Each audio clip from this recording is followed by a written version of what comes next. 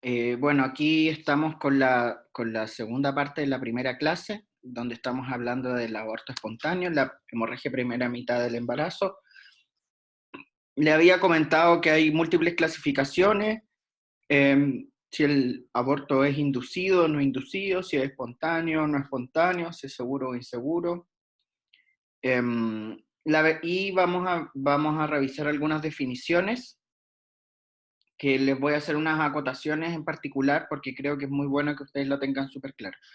Lo primero es que cuando hablamos, por ejemplo, de un aborto completo, hablamos de la ausencia de restos ovularios o partes embrionarias fetales en la cavidad uterina después de haber ocurrido la expulsión del contenido uterino. ¿Ya?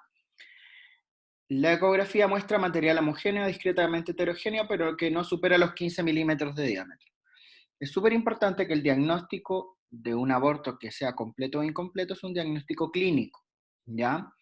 En el aborto completo normalmente la mujer ha expulsado y los cólicos eh, donde o sea, los cólicos que van a producir la expulsión van a ir disminuyendo. Entonces, uno clínicamente va a ver una mujer que sangró de manera abundante, que ya está sangrando más poco, o sea, sangrando menos que una regla, y la verdad, aquí en Chile se ha determinado este punto de corte que son los 15 milímetros de diámetro para determinar si una mujer necesita o no necesita un legrado o un vaciamiento uterino. ¿Ya? ¿Ya? Pero lo más importante es la clínica. ¿Ya? Estos 15 milímetros tienen que ver con que una mujer en edad fértil normalmente tendría en los 80 ml de sangre que normalmente se expulsan por menstruación a una mujer, corresponde más o menos a los 15 milímetros de diámetro anteroposterior del endometrio. Por lo tanto, más que eso podría ser. Pero efectivamente uno tiene que evaluar clínicamente a las pacientes. Bueno, y el aborto incompleto es la presencia de restos ovularios o partes fetales embrionarias en la cavidad, y el examen se constata un útero de tamaño acorde al embarazo, un poco menor, pero nunca normal. El cuello está dilatado y la menorragia es regular a gran cuantía. Eso es lo más importante, es la cantidad de sangrado. ¿Ya? La ecografía puede mostrar material abundante en la cavidad, acogénico, amorfo, heterogéneo, con un diámetro anteroposterior de 15 milímetros o más. Bueno,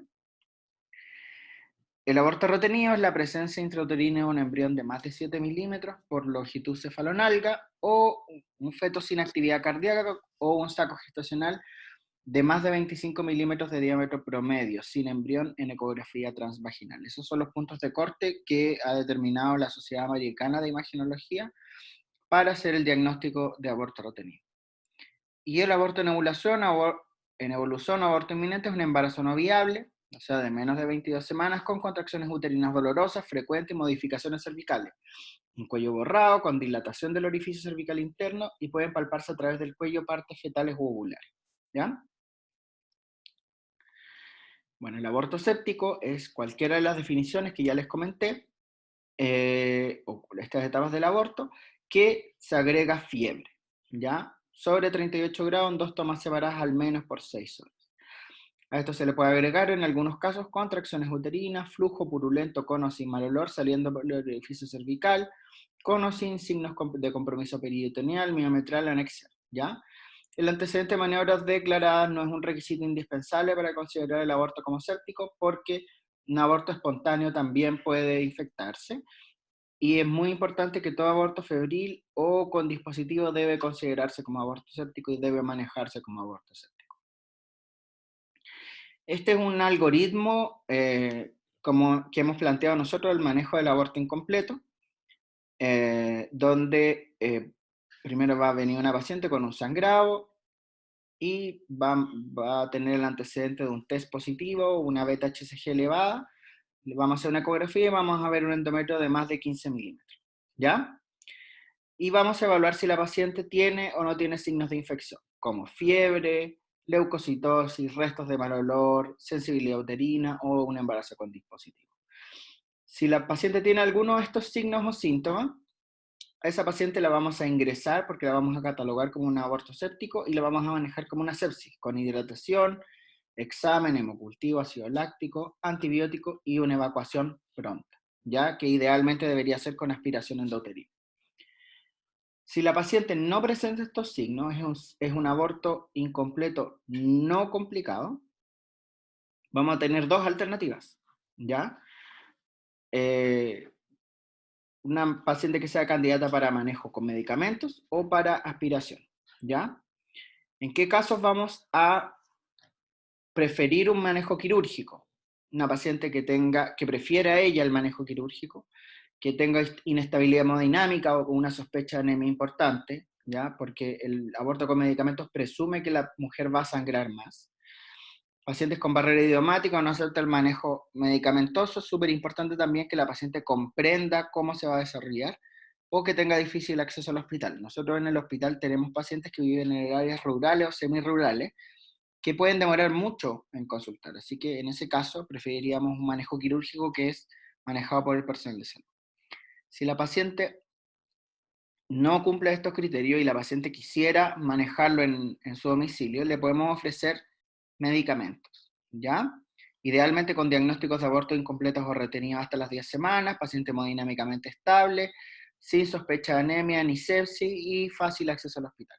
Entonces a esas pacientes les vamos a hacer un consentimiento informado, le vamos a dar 400 microgramos de misoprostol sublingual y la vamos a controlar en una semana, ¿ya? Eh, ¿Qué pasa con el aborto retenido? Cuando la mujer no ha expulsado todavía parte del aborto, vamos a tener dos grandes grupos. En base a los criterios que le había comentado antes, vamos a tener la sospecha de aborto retenido y el aborto retenido confirmado. La sospecha del aborto retenido vamos a tener en una ecografía cuando un embrión sea de menos de 7 milímetros, sin latidos, el saco gestacional promedio, o sea, la medición de la altura, el largo y el ancho del saco sea de menos de 25 milímetros y no veamos embrión. Que tengamos este saco también entre 16 y 24 sin embrión nos va a hacer sospechar. Y una ausencia de embrión de 7 a 14 días después de haber visto una ecografía previa con un saco gestacional o un saco vitelino, ¿ya? O un saco gestacional alargado, más de 7 milímetros, ¿ya? Esas pacientes no tienen urgencia de ser evacuadas y lo más importante no estar en presencia de un embarazo inicial. Por lo tanto, lo que deberíamos hacer con esas pacientes es pedirle un control ecográfico en 2 semanas, ¿ya? Le explicamos los signos de alarma, si el sangrado es mayor que una regla, si tiene un dolor difícil de cuantificar o si tiene fiebre, se va a venir antes. Y si no, se va a controlar, la vamos a ver nosotros. Si a las 2 semanas descartamos, si aparece el embrión con latidos y todo lo demás, vamos a descartar el aborto retenido y la vamos a dar de alta. Pero si confirmamos, vamos a ir inmediatamente a la parte superior de acá. Un aborto retenido confirmado es cuando tenemos un LCN sobre 7 milímetros sin latidos cardiofetales, un saco gestacional promedio de más de 25 milímetros sin embrión, o una ausencia de embrión 2 semanas después de una ecografía con un saco sin embrión. Por eso aquí está de la paciente que teníamos la sospecha, ¿ya? O la ausencia de embrión con latido 11 días después de una ecografía con un saco gestacional, ¿ya? Y vamos a tener nuevamente dos alternativas. Uno es ofrecerle un manejo expectante siempre y cuando la paciente quiera esperar. Le vamos a dar la alternativa de esperar 2 semanas, ¿ya? El 80% de las mujeres va a abortar de manera espontánea un aborto retenido dentro del primer mes, ¿ya? Por lo tanto, para evitar cualquier tipo de intervención debemos ofrecerle esta alternativa, ¿ya? La mayoría de las mujeres no ha seguido no sigue esta alternativa, sobre todo me parece a mí por la incertidumbre que significa no saber en qué momento se va a producir el aborto, ¿ya? Pero de todas maneras hay algunas mujeres que prefieren un manejo menos invasivo.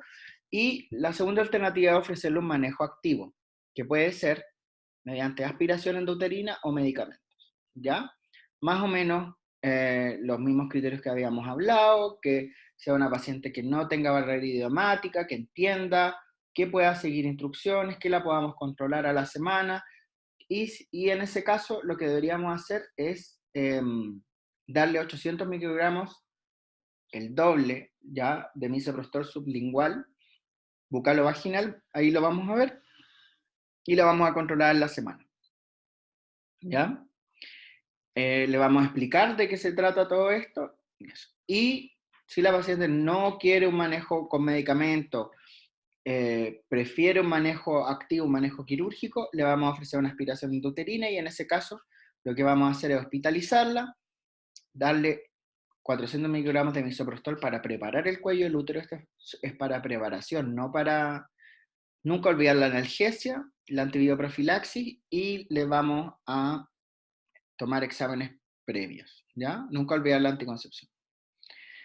Eso sería la segunda parte de la primera clase de manejo de metorragia del primer trimestre.